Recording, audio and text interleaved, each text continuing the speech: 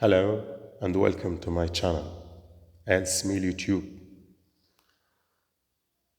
which is actually a variety channel. It is concerned with culture and heritage, nature and tourism. So today we have a different video from a different place. Today I am taking you to one of the largest mosques in the world, that Hassan II Mosque in Casablanca. This mosque actually is a unique cultural and architectural landmark located in Casablanca. It reflects the skill of Moroccan artisans and craftsmen. Among the great and interesting features of the mosque is that it was built on seawater. It was actually inspired by the Quranic verse, and the throne of God was on waters.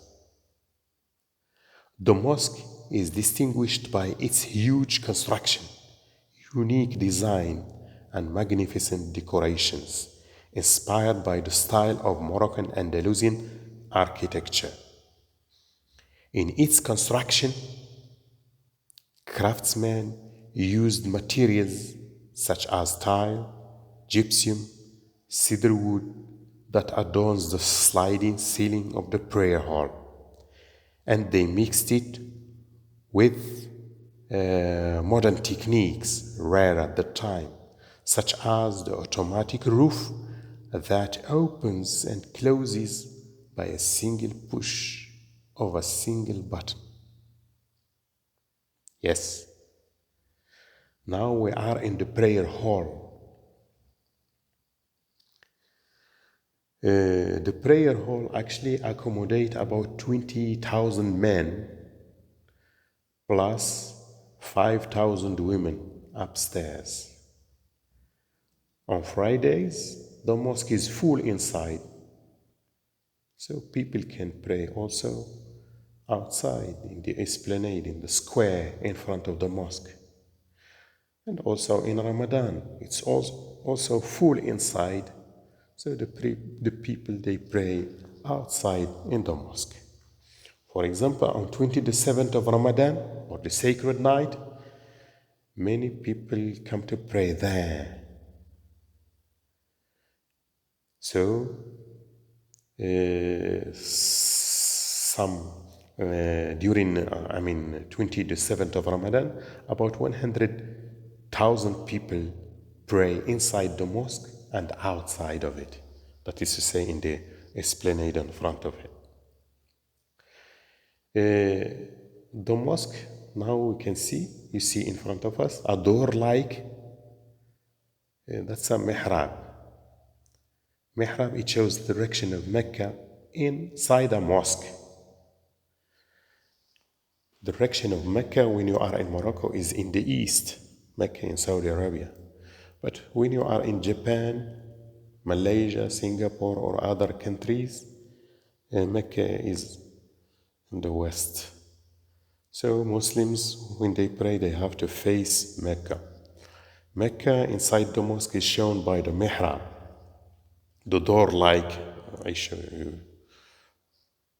you in the video. And then if you are outside in Hassan II Mosque, there is a small decoration at the minaret. But in old mosques, it's shown by a piece of wood at the top of the minaret. It shows the direction of Mecca. So, see the decoration? That's what we call actually the Hispano-Morisque style, or the Moroccan Andalusian style. The Moroccan Andalusian style has four important elements. First, we have the Atlas cedar, the cedar wood, always in the ceiling. It's carved and painted. Then we have the plaster. Then we have tile work. And then we have marble. Look again to the left side, that's the balcony-like. That's where women pray. There are two balcony-like areas This is one, and there is another one on the left side. That's where women pray. About 5,000 women pray there, because men and women, they pray in separate places. So back again to the prayer hall, which is richly decorated and enlightened by naturally and artificially. Naturally by the light of the day, that is, say, sun, because the mosque has about 25 doors, and most of the doors they have glass, so they let the light spread into the mosque. And the other light is Murano glass chandeliers, about 56 Murano glass chandeliers. So here, this is the ceiling. You see a line in the middle, because the ceiling, it opens and closes automatically. See there? It's open in order to give air and light as well to the mosque from time to time. So in front of us, you can see in the video, that's the mihrab. Here at the back, where I am standing, when I am standing to make the video, that's the royal gate. So the royal gate is open only when the king is visiting the mosque or is praying in the mosque. So it opens and the kings go directly to sit beside the imam, the guide of the prayer. See here? You see that's the marble reflecting the light of the Murano glass chandeliers. Here we are in the prayer hall, but we are looking downstairs. We can see the Abolution Hall, because later I will go and show you the Abolution Hall. The Abolution Hall there, it's down it's in the underground. Abolution, that's for people to wash, because we hear the muaddin, the man who calls for prayer, he calls 5 times a day, because we pray 5 times a day.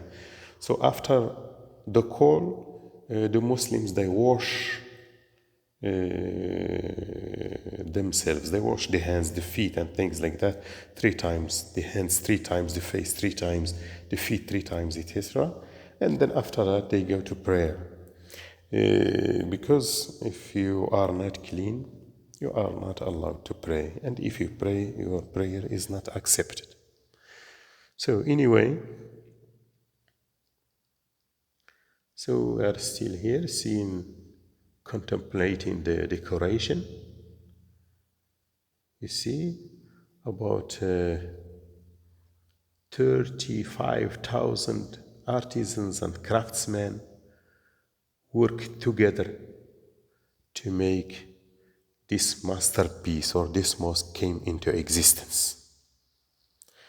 So about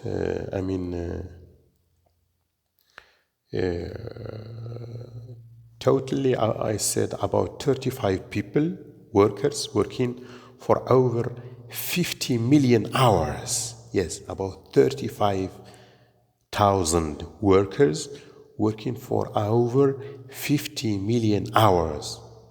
Yes. And the cost was estimated to be about 585 million euro. 585 million euro. Most of the financing was public subscription, national subscription, donation. About 12 million people donated to build this mosque, and the smallest contribution was 5 dirham. Yes. At that time, there were boxes near other mosques and pharmacies or the like for the people to contribute or to donate to build that mosque. Yes. So here, see, that's the cedar wood and its decoration. As you can see, decorations in mosques or things like that. We can see the decorations are either, or the motif or the designs are geometrical or floral, no human or animal representation. Because actually in Islam it's not allowed to represent human beings or animals. Even some sculptures in Morocco, they hesitated before doing their pieces of work. But actually, to put it clearly, if you do it to worship, it's not allowed. But if you do it for the sake of work, that's acceptable, so it's okay. So, you see this design, it's called the spider house design. Spider house design, it is the most famous or a well-known design in Morocco. Spider house because it looks like the spider house cobweb, and it's inspired. It's actually created by the craftsmen and artisans from Fez, the Medina of Fez, the old town of Fez, because the Medina of Fez is like a spider house. It's the Medina, or it's the oldest in Morocco, and it's a network of about 9,400 small streets and alleyways. And it looks like spider house. So that's why the craftsmen, they developed this kind of design. More than that, there was an American writer, Paul Bowles, who lived part of his life in the Medina of Fez, and he wrote a novel which he entitled The Spider's House. So that's why you find this design everywhere, wherever you go. Decorations of the atlas, of this atlas cedar, of cedar wood. Decorations in the tile, in the doors made of bronze, or the doors made of titanium, or things like that. So we always find the spider's house design. So here we are under the minaret, which is actually about 60 floors, 60 stories, and 200 meter, and it is the tallest minaret in the world. So 200, which is actually 8 times its width in the base. So I said that the minaret, it's the tallest in the world. It's 200 meter, which is 8 times its width at the base. It's square with sides of 25 meter. So Hassan II wanted to build this mosque and wanted to build it in Casablanca. So, and wanted it as also to be on waters. So he said, I wish Casablanca to be endowed with a large, fine building of which it can be proud until the end of time. I want to build this mosque on water. God's throne is on water. Therefore, the faithful who go to pray, to praise the Creator on firm soil, can contemplate God's sky and ocean. So you see here again, this is one of the doors of the mosque, and this is you can see clearly the spider's house design. Yeah, you can see it clearly. Some workers or craftsmen, they call that a 16 branched star. This 16 branches star is sometimes composed of many other stars. So this is a door, and the material of which it's built is titanium. Yes, titanium, which is also coming from Morocco. So works or construction works in this mosque started on July the 12th, 1986, and ended on August the 3rd, 1993. In 1994, it was open to the public. So about 1,400 men worked by day and 1,100 during night. So about 10,000 artists and craftsmen participated in making this mosque come to existence.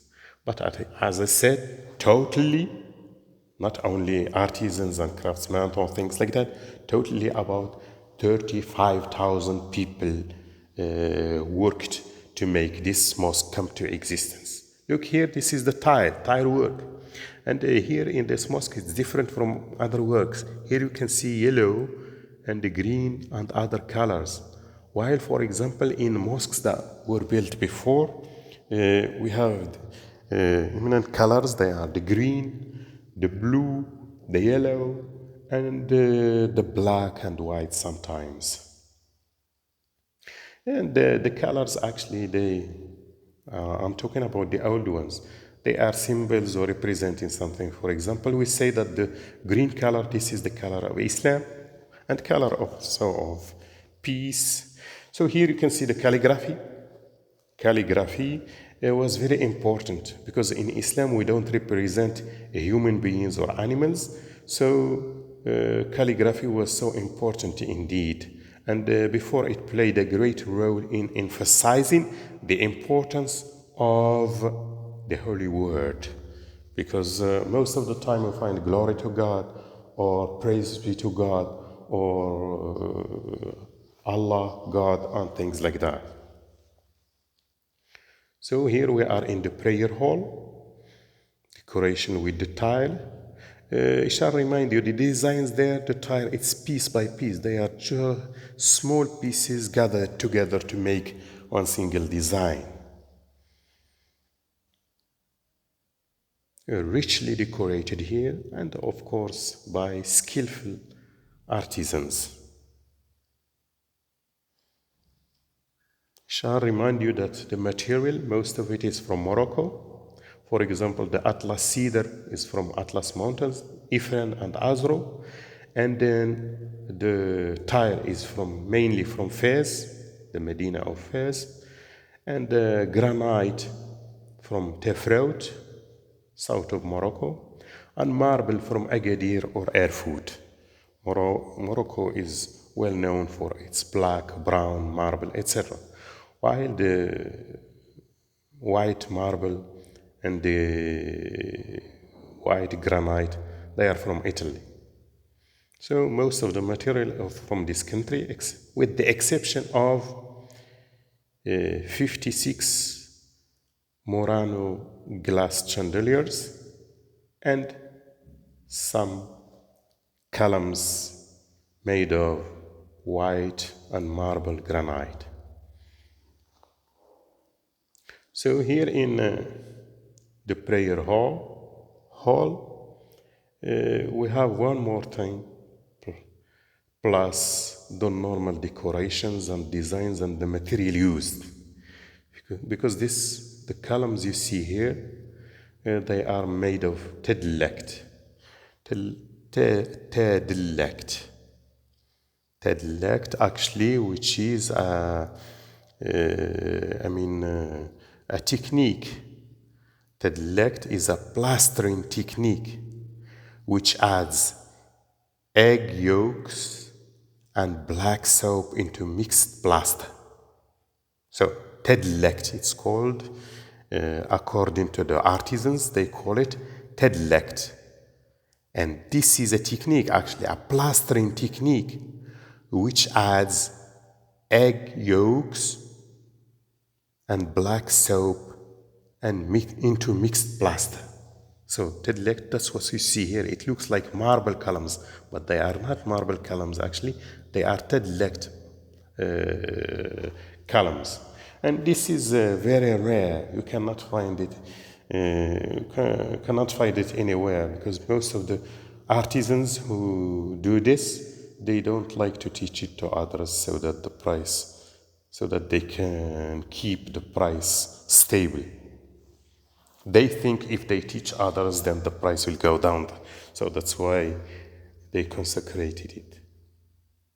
So look, this is the prayer or the ablution hall. Actually, this is not used because most of the people, they do the ablutions at home and they come to pray here, or they do it in the special toilets for that, for the ablutions. This, for example, it's like a fountain, and then there are lines like this. So everyone stands near a line like that for water coming and wash or things like that. But it's not used because if it's used, then there is a mess. So a lot of water splashing or things like that. So it's not practical. So this is just to show the tourists the idea to talk about the ablution for the tourists and things like that, and the importance of being clean before going to pray. So yeah, it's very important, the cleanness of the body as well as the place.